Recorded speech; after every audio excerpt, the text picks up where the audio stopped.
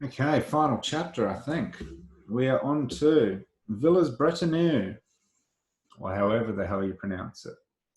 Uh, a larger French village than Pozières, but still with maybe a population at the time of the Second World War of 10,000 people. Still a tiny place in relative scheme. It was right on the front line of this conflict, this trench Western Front that had been drawn up and hadn't moved very much since 1914.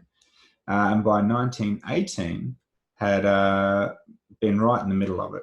This village there was literally trenches running about 2 kilometers north of it. So any artillery shells that fell too far hit the village, and the soldiers, at least from the Allied side, including us, were spending a lot of their time in the village directly behind the front lines.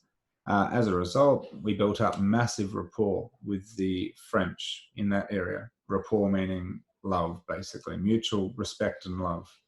And this is one of the big themes that really connects us with this area, and will do for eternity, because this small village now once again capitalizes on their connection with Australia through tourism and the flow of Australian tourists going to Villers B, we'll call it, in order to track down a little bit of Australian military history. In Villers Bretennoux, as you're about to find through your research task, there are a number of monuments, cafes, and even the school that show clear signs of appreciation towards Australia. They love us, which is really weird because it's the opposite side of the world and it's a conflict from 110 years ago. But they still, to this day, show clear care for the nationality of Australia, which is pretty weird but pretty awesome. So Villers Bretennoux, Australia, in 1918 made a really significant attack and took the village back from the Germans for the last time in the war. The village had been in German hands and Australian hands and British hands, backwards and forwards, about 4 or 5 times.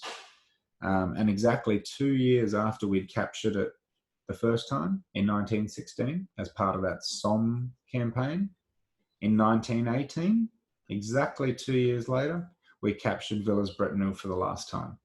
And from there, held it, and the trenches were further north of that.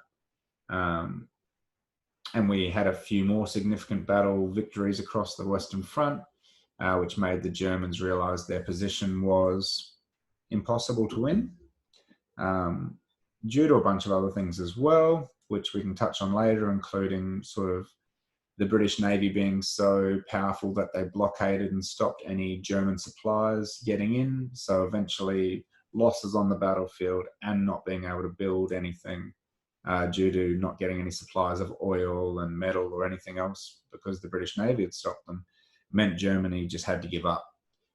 So as opposed to the Second World War and Hitler and all the rest of that nonsense, which is just self-destruction, the world ends, the First World War was ended with a handshake, essentially. They ended it on a particular time, which we all know very well as the 11th of the 11th, 1918, at 11 o'clock in the morning. And anything after that was peace. But Villers Bretennoux was a final distinctive battle in all of that 4.5 years of madness, and Australia distinguished themselves as amongst the best troops of the entire conflict during that conflict, or that battle, I guess, of Villers B. So I'll just end this with a little bit of show and tell. There's a couple of bullets. Okay, so this is what's going to get you. How can I show that off in a better scale? There you go, there's my hand. And they do come to a point, obviously. And flat on the other end where they are fired out of a cartridge. So that's about half of what you'd normally see. The back bit comes away, the front bit fires at a remarkable speed and kills you. Last couple of things I guess I've got is a couple more war medals, just to show you how diverse and beautiful they can be. This camera really is trash, but nonetheless, there's a few of those.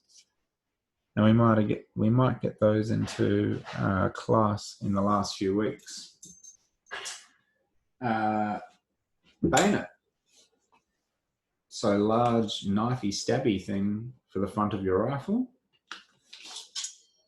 And that is what a bayonet looks like. There you go.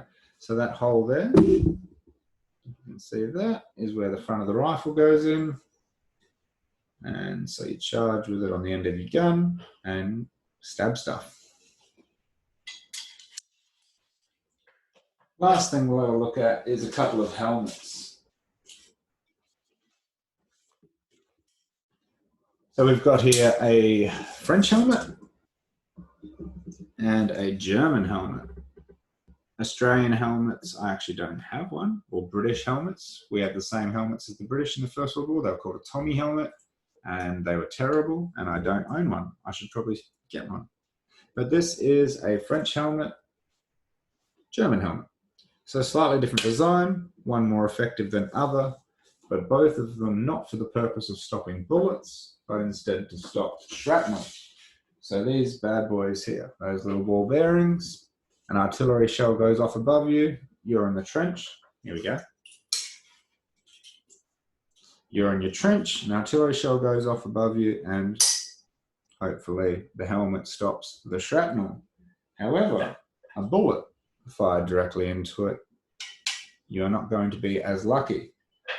As you can see, a couple of different variations. The German one, quite low down at the sides, covers the ears. To be honest with you, I think a piece of metal traveling at a couple of 1,000 meters a second doesn't matter if your ears are covered. If it's hitting you, it's not going to feel good. But this also probably beated the rain off pretty well.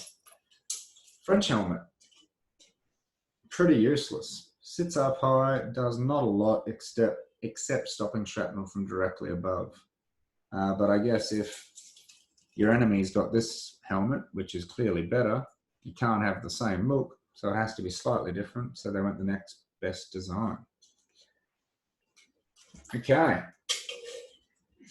that's about it. So this week, you're looking at the Western Front. You're looking at Australia's transition from Gallipoli and how they got to the Western Front and everything I just covered. If you're listening at all and you manage to read a few resources and have a look at Google Maps, you will have a very good understanding of why this conflict happened and what it looked like. Have a good one.